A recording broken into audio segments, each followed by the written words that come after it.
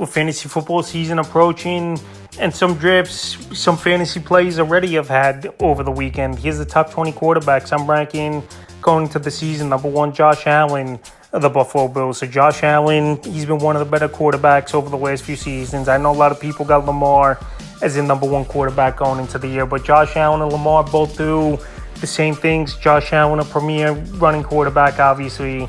And the only reason I got Josh Allen number 1, the health over the last few seasons. He's been a healthy quarterback who stays on the field with Lamar Jackson. Obviously, he's been banged up at times and missed a few games here and there throughout his career. But like I said, Josh Allen, even with limited weapons where Lamar has had more weapons, he's been a top 2 or 3 quarterback yearly over the last 4 or 5 seasons in fantasy football in points per game. Number 2, Lamar Jackson of the Baltimore Ravens. So to be honest, either or, I wouldn't push back whoever you take. But like I said, Josh Allen, I took number 1 because he's been healthier throughout his NFL career. And they're both elite rushing quarterbacks as well. So Lamar, last season, another monster year was for him, obviously. Derrick Henry added a lot to this offense. This offseason, everyone's returning. And also they added DeAndre Hopkins, even though he's at the latter part of his career, to the offense. But this offense is going to be a juggernaut once again. Lamar, every season, he's going to rush from 800 yards to 1,000 yards. But obviously at the goal line a little bit, the touchdowns are going to go down when you got Derrick Henry in the backfield as your running back. Number 3, Jalen Hurts of the Philadelphia Eagles. So another one where it's him or Jaden Daniels going into the season, where Jaden Daniels I've seen a lot as the 3rd overall quarterback going into the season. But either or, but the only reason I would take Jalen Hurts over Daniels, because second season for Daniels, we don't know what he's going to do. He could have a sophomore slump, and now the league saw more tape on him and catch on a little bit. And I just like Jalen Hurts' weapons better. Obviously, A.J. Brown, Devonta Smith, 2 solid wide receivers. Then at the tight end position, you got Dallas Goedert. And obviously in the backfield, Saquon Barkley, who obviously you don't catch the football a whole lot, but it makes everything easier for the offense. And even with Saquon in that backfield last season, Hurts still had double digits touchdowns rushing. He has the tush push, which is always a big thing for him as well to get into the end zone. And that plays lethal and unstoppable for this Philadelphia Eagle team. And like I said, Jalen Hurts, he's got a track record with Daniels. I don't think he's a one-year wonder, but I'd just rather have Hurts with the track record and the better weapons. Number 4, Jaden Daniels of the Washington Commanders. So quickly, he turned into one of the better quarterbacks. The switch flipped quick week 4, week 5 last season. And ever since then, him and this Commander team took off and they made it all the way to the NFC Championship, but obviously lost to the division rival in the NFC East, the Philadelphia Eagles. So Jaden Daniels, a lot of poise in the pocket, goes out there, make plays. He's a football mind. He's got a great IQ. And now to add Deebo Samuel to this offense, that's just another dimension. And also with his running prowess, a season that could rush anywhere from 700 to 1,000 yard range is Jaden Daniels. So with good weapons this season, once again, adding Deebo to the mix, even though Terry McLaurin's holding out, and also his rushing ability. Jaden Daniels, 3rd or 4th quarterback. I'm just going to take him 4th overall, like I said. Number 5, Joe Burrow of the Cincinnati Bengals. So last season, what a year was for Joe Burrow. He was lights out, putting up tons of points, and he had to keep his team in games by putting up these 400-yard, 3-4 touchdown ball games. And when you got wide receivers like Ja'Marr Chase and T. Higgins, it makes the game easier. And then even in the tight end room now, Mike Gesicki, Noah Fant, that's a solid 2 tight end set. And in the backfield, Chase Brown, one of the emerging and better receiving backs already after getting his first season of full workload. So Joe Burrow, solid quarterback he's been throughout his NFL career. I know a couple of years ago he was injured, but last season fully healthy. And obviously the Bengals defense couldn't stop anyone where they had to play a lot of catch-up. He went out there and put up huge numbers. I think this season the numbers drop off just a bit for Joe Burrow. Last year those numbers were out of this world, and that's tough to match, even with 2 stud wide receivers like that. And I think this Cincinnati Bengal team, they're going to be in more games where they're not trailing by 2 or 3 touchdowns and have to throw 50 to 60 times a game. Number 6, Patrick Mahomes of the Kansas City Chiefs. So Patrick Mahomes, the last 2 seasons, his fantasy production obviously has dipped off. And this year, they got a good nucleus of players going in. Still got Travis Kelce at the tight end position, even though he's got a year or 2 left, I think, till he calls it quits, is Travis Kelce. At wide receiver, Xavier Worthy, I think in his second season, he could step up and get even better. Where we saw in the playoffs, he stepped up and made plays Obviously, Rashee Rice, first 4 games of the year, he's going to be available. We'll see it here in September 30th, what happens with him.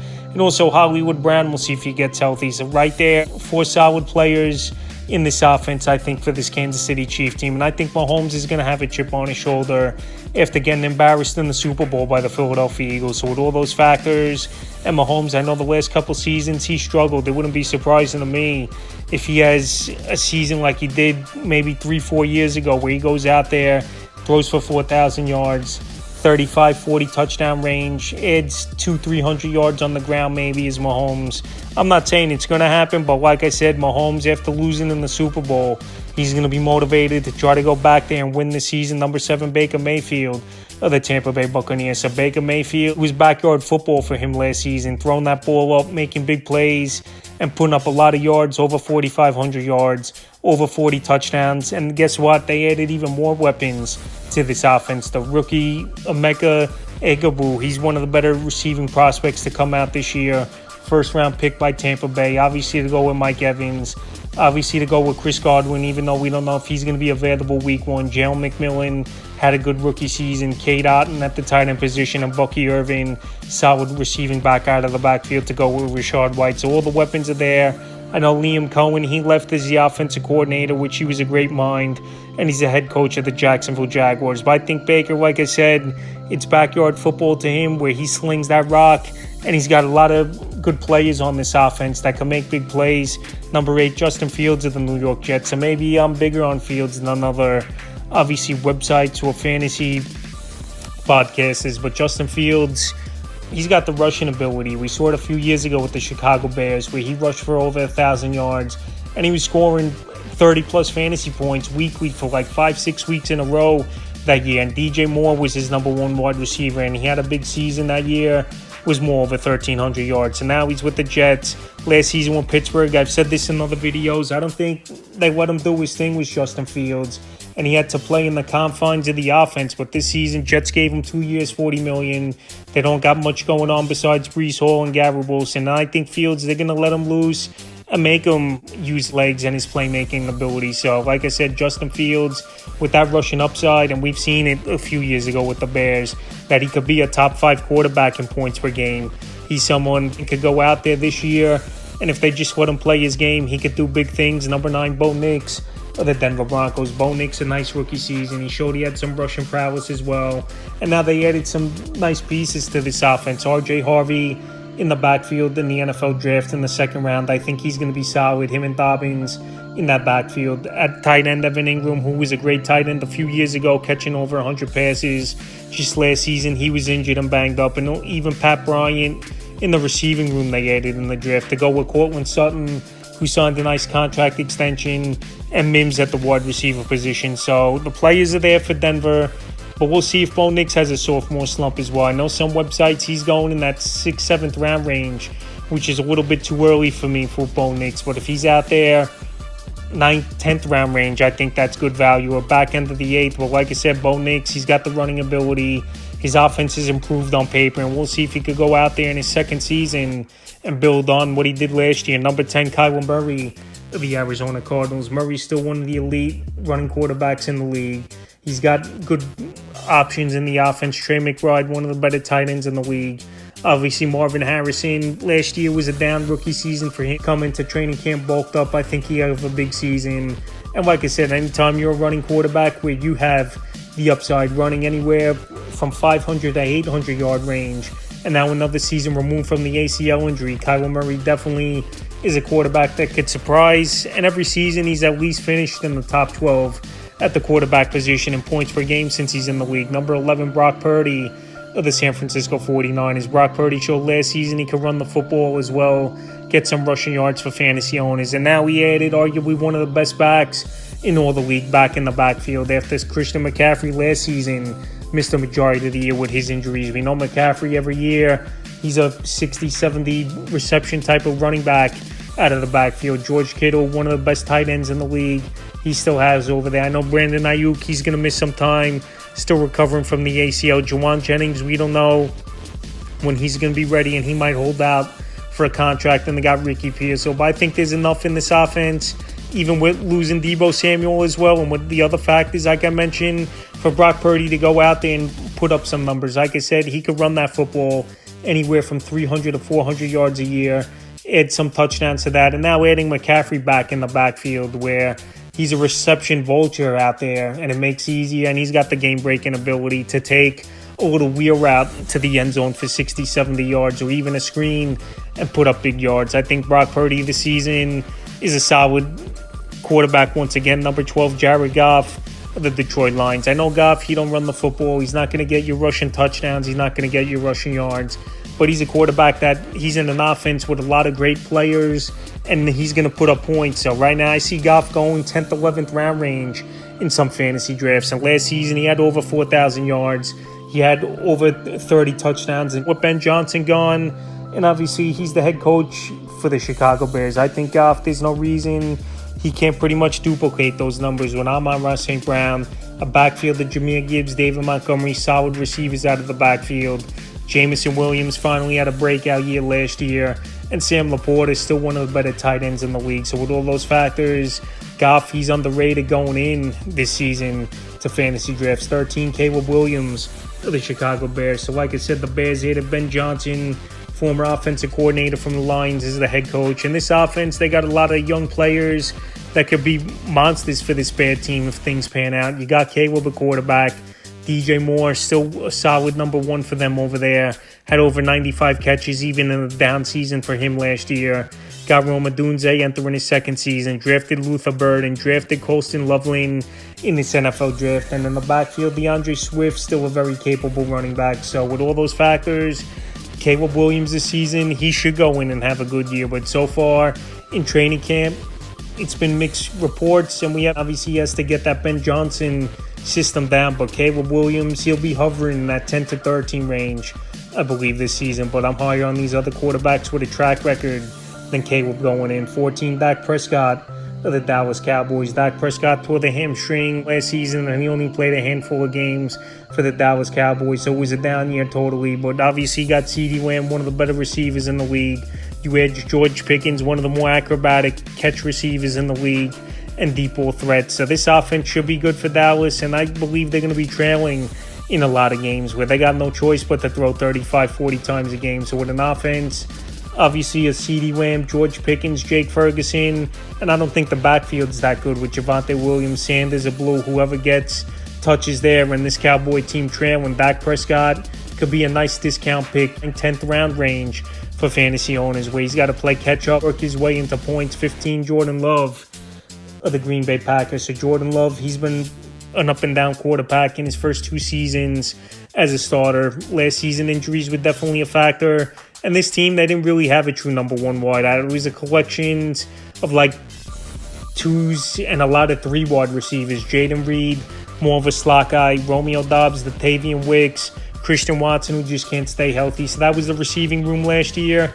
And now they drafted Matthew Golden in the first round of this NFL draft. A good prospect coming out, and it was a deep draft at wide receiver. So Jordan Love, if he's healthy, it wouldn't be surprising if he could go out there and put up some numbers like he did a couple years ago. And also Tucker Kraft, the tight end, one of the upcoming tight ends in the league as well. So like I said, Jordan Love, last season the league caught on to him a little bit.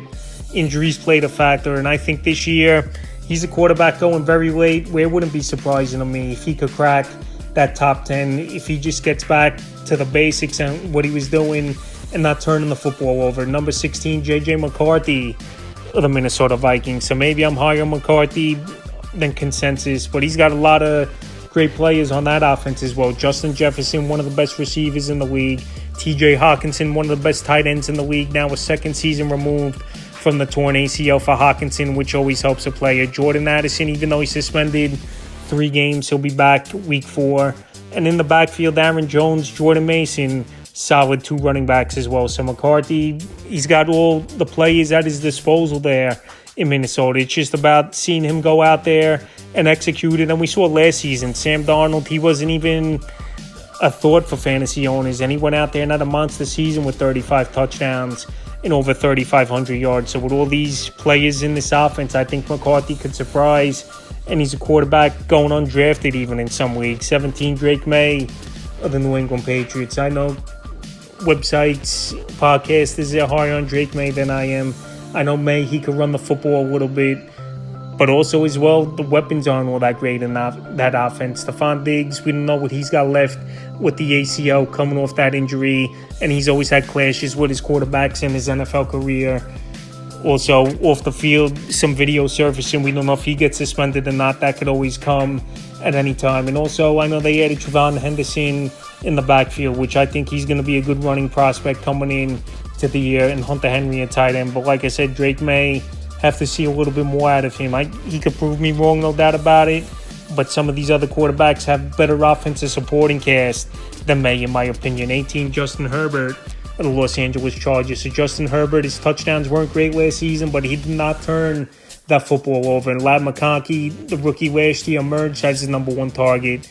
They get Keenan Allen back in free agency. Him and Herbert have great ESP, great rapport. One of the better possession wide receivers he was with Herbert, even though I think Allen at 33 years old, some of his better days are behind him, even though I think he's a capable receiver and could be the number 2 easily for this Charger team. And then in the backfield, they're adding Amarian Hampton, who's a 3-down back, could add versatility and help Herbert in the passing game as well. But like I said, the ceiling just isn't that high for Herbert, where we know Harbaugh, he's a run-first defense and running type of head coach. So Herbert, he'll get some numbers some weeks, but like I said, I'm not expecting the numbers of old from Herbert, where he was swinging that ball all over the field. Number 19, C.J. Stroud of the Houston Texans. So some drafts, he's going very late, C.J. Stroud, where you could get him 11th, 12th round range. I know his rookie year a few years ago, he put up some big numbers, but the league obviously adjusted and his interceptions went way up, where his rookie season, he had 3 or 4, some crazy number like that, where last season was double digits for C.J. Stroud.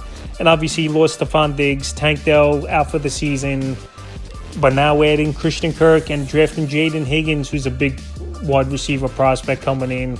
I like those additions to the offense. In the backfield, it's a mystery. Joe Mixon, we don't know if he's going to be ready for the season. He's a decent receiver out of the backfield. And also Nick Chubb, I don't know if he's got anything left in the tank, but still, I think this receiving room is solid with Nico Collins, one of the best receivers in the league.